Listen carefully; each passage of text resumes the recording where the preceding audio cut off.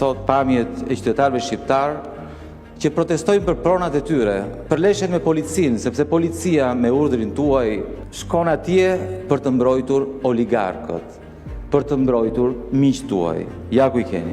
Ja ku janë pamjet, edhe sot shfaqja e përditshme, sepse ju nuk e pranoni dhe nuk e imagjinoni dot se si mundet të zbatohet ligji dhe prona të shkojë tek pronarët legjitim dhe jo në xhepat tuaja dhe jo në pronësinë tuaj. Ne këtu flasim për shumë gjëra, por nuk flasim për radhët e qytetarëve.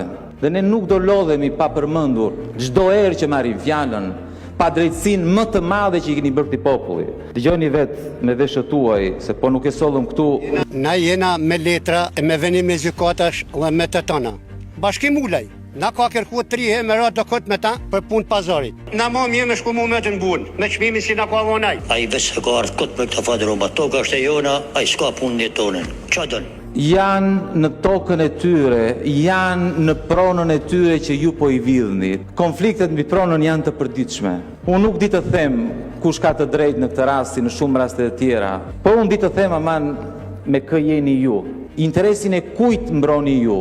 Dhe interesin e kujt mbroni ju e keni treguar e tregoni për ditë në këtë parlament, duke marrë vendime gjithmonë në favor të fortëve, në favor të atyre që kanë pushtetin, në favor të atyre me të cilët ju ndani pronat. Dolën përgjime të Belinda Ballukut, ku pikërisht për këto oligark e thot shprehimisht, për rrugën Fuman Kashare kanë fjalën, 1.3 miliardë euro, dhe thot Belinda Balluku, po i bëjmë nderin e jetës.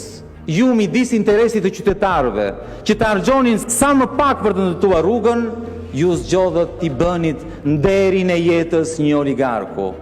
Tani duke lexuar këto përgjime, çfarë duhet të mendojë ai qytetari thjesht atje? Me kë jeni ju? Me kë mund të jeni ju në përplasjen për pronën midis qytetarëve dhe oligarkut? Pasi vetë e keni pranuar që keni bërë nderin e jetës një oligarku. Ju jeni gjithmonë me abuzuesit, sepse abuzoni bashkë.